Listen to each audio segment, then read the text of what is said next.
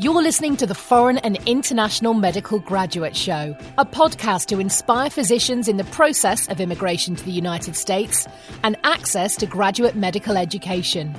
We create meaningful and helpful content that motivates medical students and doctors throughout the world, with the goal of creating a community that supports itself and gives feedback to each other, that stays updated with the most recent tips and advice on how to make it in America and become a successful resident or fellow in the specialty of your dreams. Dr. Alonso Osorio is board certified and residency trained in both emergency and family medicine and will be bringing you 20 years of his personal experiences, struggles, and motivation. We'll be chatting with people like you to talk about the lessons they've learned along their personal path, how to make an impact, and how we can all benefit from it. Also, we'll analyse the current resources available and how to benefit from them. Thanks for joining us. Please enjoy the show.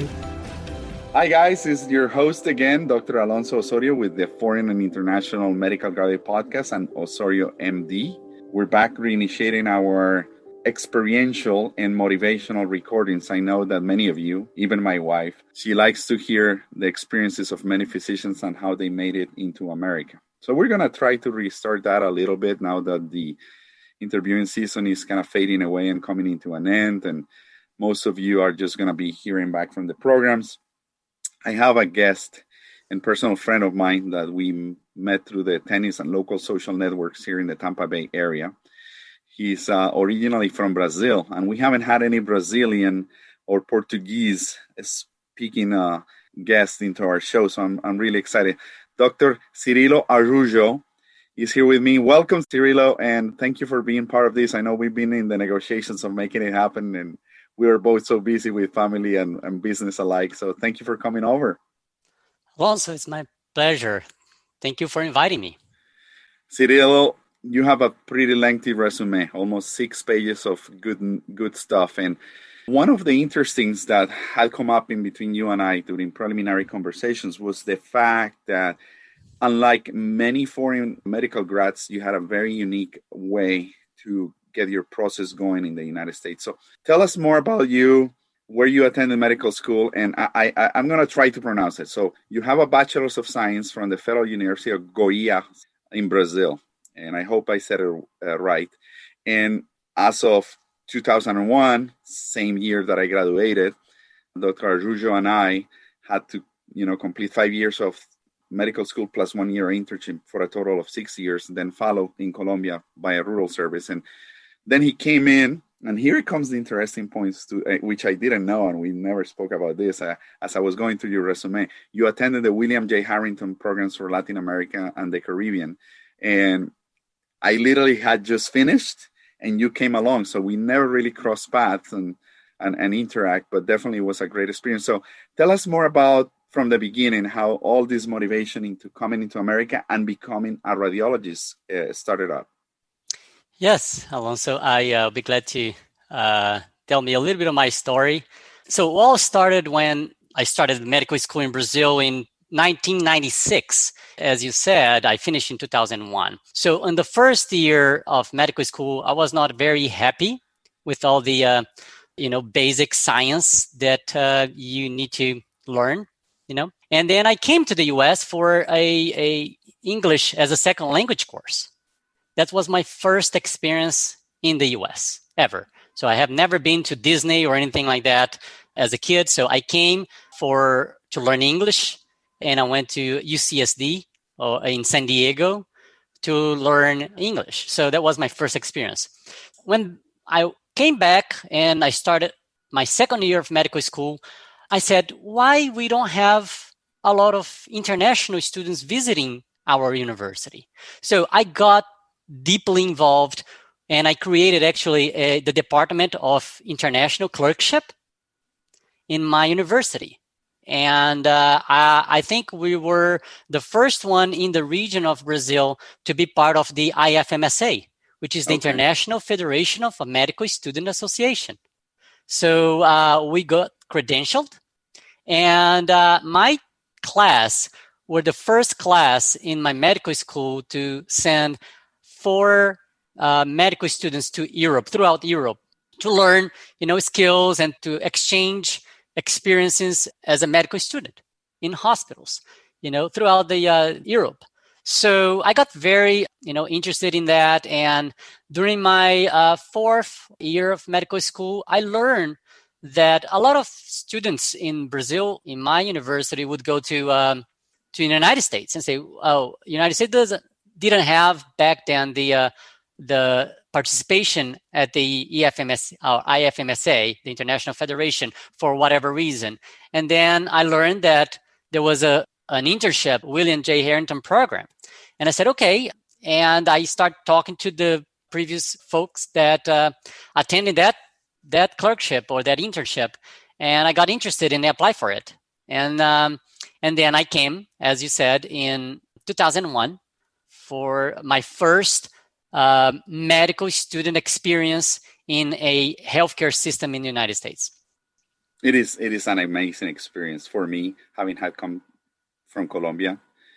It was mind-boggling, just the fact of walking into Jackson Memorial Hospital and seeing the doors open automatically. That was just one of many fantastic experiences, and all the beepings and the alarms and how clean and how organized. And just walking around such a large campus, it was the experience of a lifetime for me. I don't know what was your whole sensation within you when you initially walked into that place, even into the office of the program. Yeah, it was very organized. And, when you got the letter of acceptance, Yes. It was like very organized. I mean, I would know exactly where I would go the first day. And I said, this is extremely organized. And that really struck me, like say like, this is very organized. This is the way I wanted to practice medicine, and then the experience that I had at Jackson Memorial Hospital actually, shaped my future career. And that's why I'm a radiologist today, because of that experience that I had, because one of my rotations during that program was a diagnostic radiology rotation for 1 month. And that was it. It took 1 month to make up my mind. And back in your day and my day, I do remember that going into the dark rooms of the radiology department, they had this all revolving film library, the old-fashioned way. We didn't have the PACS system. And I do remember the surgical team, probably you had to deal with them just walking by in the morning, just asking for your personal opinion about these films, the chest tubes, the central lines, etc. Just kind of looking through things every morning. That was pretty awesome and really cool. Just kind of having one attending with a resident and probably a medical student at the, next to them. I think it was fantastic. Things are different now, but obviously 20 years ago, that's the way we did things, right? Yeah, so you're absolutely right. And when I rotated there, we had the revolving, X-rays on a wall. So, but what was very interesting to me was, people would come to radiology to discuss the tough cases, right? So, and they would listen to us to shed some light at the case. And that was the one thing that really, sold the specialty to me. It was like, okay, it used to be, now it's changing a little bit. We were the doctors of the doctors, right? Because it would help you make the diagnosis. But today, with the spread of information, we are having a major shift actually in diagnostic radiology for being more patient-centered. Yes, isn't that incredible? Yeah. And I think I miss that close interaction that we used to have. And you and I were having a discussion that actually you used to enjoy when we're going to talk more in depth about this. When you lived in Mississippi, you loved to go to the emergency room and talk to people like me when you had a significant finding. Hey, dude, you need to act on it. This is crazy. I just saw X, Y, and Z. And that you really like that part. And based on your resume, I consider you what I would say a very well-rounded radiologist, because based on this and in Mississippi, I think you were able to do it all, from ultrasound to plain radiology, musculoskeletal, MRI, CAT scans, PET, nuclear medicine.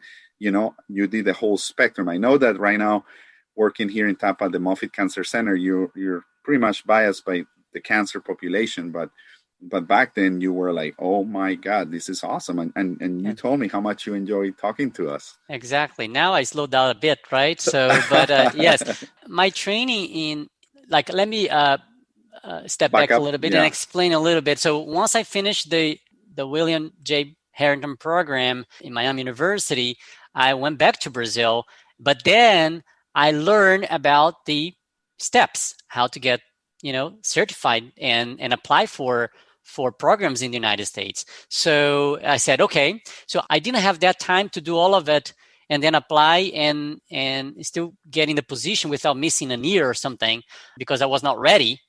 That was 2001. So I took an entry examination for a residency program in my hometown or my medical school, and I passed. So, and I said, you know what? In radiology back then was only 3 years of training. And I said, okay, if I do 3 years and then I come back to the United States, even if I do like 1 year of research or fellowship, I'm still going to be like, probably, close to 5 years and will be able to have the same experience or training as a US, trained radiologist. And I went back, I finished residency, and I actually went to applied for a grant, and I got the grant to go to one of the largest medical conferences in the world, which is the RSNA, Radiological Society of North America. It's in Chicago every year in December. And my work or my research that was on prostate cancer was accepted, and I presented there. And when I was just discussing the possibility of coming to the United States, I had a mentor that in my medical school in Brazil that told me about a great, experience that he had training in Harvard Medical School. And I told him, give me the name of your, attending there, and I will contact him. Yeah. And then I contacted his assistant, and she told me that he would attend the same meeting that I was presenting my my prostate project. And then he set up an interview with me. So during that interview, I think that those are like, as you know, there are moments in your career that are like, okay, those are the crucial main, or hot spots, let's say, that in your career that you need to make a decision. There was an interview that actually, changed the course of your life. Yes, the pinnacle of your career, probably, that really made a difference on who you were going to become. Yeah, and that's when you see, when you have the preparation, or the preparation meets the opportunity. And then you have the so-called luck, right? So, but actually is the preparation meeting the opportunity. And then that's one of those moments that he saw my CV, he interviewed me, and then I showed him something, which I will tell in your podcast here, which is I always need to have an extra skill. It could be music, it could be something that you do for fun. Just do it. Don't only, be only in your academic stuff. So just for fun, I was very digital. That's why probably one of the reasons I went into radiology. I was very interested in building website. Wow. So I built a website for my residency program just for teaching, just educational. And I showed it to him. And I think when he saw that website, I said, and it was in English and in Portuguese. And I think he was pretty impressed. And he said, okay, I'm going to interview you in Boston. Wow. Once you're done with your meeting and your presentation. I think he saw something on me. And then I went to Boston after the meeting, and he interviewed me and offered me the spot to be there for a research, because I didn't have the steps or the ECFMG certificate. So I knew that I, one, need some time to study for it in an environment that was appropriate. And two, I needed to, sharp up my skills on English and speaking English, because I have been always speaking in Portuguese and didn't have much experience here. So then I was accepted in 2005 for that program. And then I did the steps in 3 months. I did all the steps, after studying, maybe I started that in January 2005. Yes. I took the steps maybe in 3 months period from September, and December I had my ECG-FMG certificate. Wow. Let me ask you a question. Obviously, you said the effort met an opportunity and you had an extra skill. In my case, I think that connection, that click, that something that you're attending at Harvard found for you was how technical you were, the capacity to build websites. I think in my case, he knew I was a good doctor in general. I wanted to be an emergency physician, but we click about tennis. and he was a tennis lover, and I think tennis became the conversation of the interview. And as you said, that's very important for us, not to be a dork, just a dork. Have something in your life that actually sparks curiosity on people. The Foreign and International Medical Graduate Podcast is proudly sponsored by nextdaypodcast.com. As I said, nextdaypodcast.com. They provide podcasters like me with affordable podcast editing services with 24 hours turnarounds. You simply send them your raw recordings and they do the rest. If you're not podcasting right now at this moment, check out their amazing podcast launch packages. I'm one of those that is extremely satisfied. And if you use the promo code Medical Next Day, that's Medical Next Day, you will receive 10% of any of their services. Again, that's nextdaypodcast.com. So you went to Harvard without your ECFMG certification to do a research fellowship in body MRI at Beth Israel Diaconess Medical Center at Harvard Medical School in Boston, Massachusetts. So for the whole year, you were there, and within 3 years, you took us past step 1, or within 3 years, you passed step 1 to CSA, No, and then within 3 step months. 3. Within 3 months, in September, I was there for the whole year, right? So I was studying and, learning English, and at the same time, making my network. Even today, I keep, friends from that network that I did in 2005. So I study, and in September, I did my step 1. In November, step 2, CS, and in December, step 2, CK. And I was certified in that year. So that was my trajectory for the ECFMG. So I came for the meeting in December 2004 with a B1, B2 visa. Yes. Right? So tourist visa, yes. And then he offered me to get the J1 visa in this program, the research program, which was a research G1 visa, which is a different, than the clinical J1 visa. And I'll explain to you the main difference, which has to do with the waiver. So I took the J1 and adjustment of status while within the United States, right? So I didn't have to go back to Brazil. So I came to the meeting, in December 2004. I presented my project, and then I stayed in Boston until December with a J1 researcher. And I learned about the 2-year requirement, and I had the ECGFMG certificate by December, and I said, okay, I'm going to apply for a waiver. I requested the Brazilian embassy, to write a letter to the U.S. embassy that I didn't need to, there is a formal process for that I didn't need to take the 2-year requirement and go back home. And they granted me the waiver, and I didn't have to go back after December 2005, after my research fellowship, to do it. However, I had to apply for a fellowship or a residency in order to be board eligible here in the U.S. and start my process here of eligibility. And I said, okay, so how I do that? And then I can explain to you all the alternatives that are available to radiologists. Because back then, I had already done my boards in Brazil for radiology. And I was a board certified radiologist in Brazil. Okay.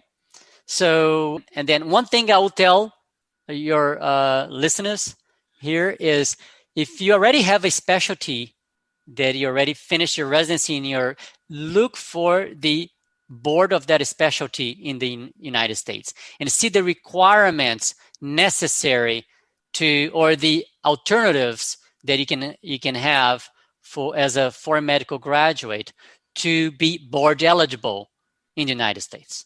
I think that's extremely important, and that's what I did. I looked it up, I researched, and then I found out there are some alternatives for me. Wow, those are so rare and scant. So one thing I can pick up from this far is you had the motivation, Cyril, obviously. You come from a country like Brazil, from a rural part of Brazil. You have to do your own research on every single topic. And You have to find a way to succeed. Some people are just expecting for the manna to come from heaven and just that magically things are going to appear. I think you need to have a self-driven personality to be able to make it in America. And most of the people that accomplish that goal have some sort of commitment. Now, you had a personal, professional commitment. Tell me about the finances, Cirillo, before we move on into further immigration process. I know that this is very expensive. For me, it was really expensive coming from pesos to make it into dollars to pay for my room, boarding, housing, transportation, testing, preparation, courses, etc., flights. How do you make that happen? Do you save a lot of money? Were you coming from a wealthy family? How did it go for you? Okay. That's an excellent question, because that's one of probably hurdles that everybody, has to face if you don't come from a wealthy family. So I am one of 5 siblings, and my dad didn't have the means to, support me in the United States. So when I came for the meeting, first time was a grant. They paid for me to come.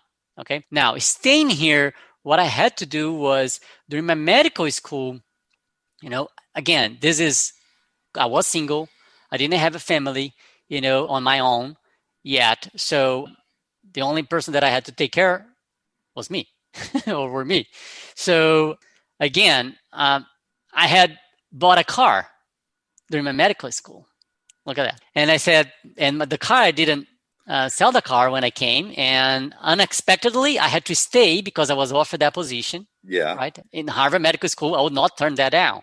Absolutely. Right? So I gave the car to my dad. My dad sold the car, and with the money, and maybe my dad, of course, gave me some extra money. So that was very interesting because I was looking for places that are cheap in Boston, and there is no such a thing. There's nothing cheap, especially nothing surrounding Harbor or the hospital community. No. So I had to find an area in the suburb, and I would spend 1.5 hours commuting. Wow. Bus or how do you do it? Train and bus. Wow. Yeah, I remember. And then I was sharing. I had like one roommate that I didn't know much about it, and then house that had like all immigrants. I didn't even meet them all, just my roommate, but I didn't interact much. But it was the cheapest one that I could get, to support. And I had to face reality. And then I couldn't work, and I was studying full time. So those are the challenges that everybody faces, and you have to make choices. And that worked pretty nicely for me because, 1.5 hours studying in the bus or in the train, man, like straight. So that's what I did. And I didn't have podcasts to listen to. I didn't have all the cell phones that we have today that, can make your life easier if you use it that way. But that's it. So that's how I supported for the whole year, with my dad probably chipping in a little bit. And then I was actually at the end of that training, my dad came to visit me and to visit the United States. And then we flew back to Brazil at the end of 2005. And then I started the process for applying for fellowship here in the U.S. We lived a simple life during that year. I do remember days in which I had no cash in my pockets, and sometimes you were hungry. And back then, the pharmaceutical companies had a lot of breakfast, lunch, and dinners throughout Jackson Memorial. And I do remember people used to pass along that there was going to be free food and a pharmaceutical company sponsor lecture. And I was the first one in line. And but that's just something that, we kind of find a way to kind of get by, Let's go back to the research that you did on finding the ways that you could become board eligible through the American College of Radiologists in the United States, and how you headed on to do the fellowship. Let's do that. So I did the research, and I found out there are 3 major pathways that you can follow to be, eligible to take the American Board of Radiology here in the U.S. Having a board certification for a home country like Brazil. I was board certified radiologist in Brazil. So one option would be, okay, you're board certified, that you can apply for the alternate pathway. They call it alternate pathway, which is a pathway that they will accept you. And there are some, of course, letter of recommendations. You have to send all your transcripts and everything to the board. And then you can apply for a clinical fellowship, 1 year of clinical fellowship, for example. However, the clinical path or the alternate pathway from the board can make you board eligible if you have a 4-year fellowship, program that will accept you. Like, for example, we have different fellowships in radiology, right? You have musculoskeletal, you have body imaging, neuroradiology, and you have, other types of fellowships. Emergency room fellowship, like radiology room fellowship. So I applied for multiple places that would accept, international foreign graduate with there are a lot of places. Yeah. And that was in 2005. I was applying. So I sent all my documentations. I picked some places. It's not through the match. It's separate, and except neuroradiology. Neuroradiology, there is a match for that fellowship program, the neuroradiology. But you can also apply outside the match. So I applied for body imaging to specific places. But the main important thing that you need to do your research is, okay, so I'm going to stay in the United States. I want to be, equivalent to a U.S. trained radiologist. So what would be very important things for me to pay attention to? One of them was, okay, do your fellowship, which is ACGME accredited. Because there are a lot of fellowships that are not ACGME accredited. Yeah, ACGME, for those that don't know, American College of Graduate Medical Education. Yes. So I picked some places that were that. And coincidentally, there was one place that another thing that I needed to pay attention to was the type of visa they would offer. Crucial. And I said, okay, I cannot come with a J1 visa because it will give me some trouble if I wanted to stay. There are some things that you need to do, the waiver, or you need to go back to your country and say, okay, the H1 is the one to go. And doing my research, I found out that people were recommending that. And I say, okay, so which program offers that? It was Thomas Jefferson. Wow. So I applied for Thomas Jefferson. I applied for Cleveland Clinic, Memorial Sloan Kettering, and a few others. And Thomas Jefferson offered me the position. Cyril, it's my perception you were always reaching for the skies, reaching for the best, trying to get into the best teaching programs ever created, because the names that you're bringing up are just some of the best. Yes, I think, I was aiming for that. And that's one of the things that you ask for me, what would take you to come to America and what kinds of, traits that really it's important. I think one of them is, you trying your best to get to the place that you want, and show that you want to be part of that team. I think that's extremely important that you need to show them when you go for an interview that you need to be part of that team, that you belong, that you belong there, and it's a respectable place, and it's known all over the world, and you want to be part of that culture, and that was always my mindset. Even if I go to another place, I went to different places here in the U.S., as you know, and you just try to do your best and to offer your best to the team. And I think that's there's no mistake on doing that, and people will appreciate you for doing that. Yep. Well, guess what? I'm super pumped up, super motivated myself. I think I'm going to just have a fantastic day today. Cyrillo, again, thank you very much. You rocked it. And thank you, Dr. Osorio. I'm a pleasure again to be part of this. It's awesome. To our followers, if you want to contact Dr. Araujo, get a hold of me. I'll pass it on the way. So remember, info@osoriomd.com or alonsoj.osorio@yahoo.com, and go to osoriomd.com. Keep listening, keep sharing, keep watching, and have a happy 2021. We're going to get over this. Thank you.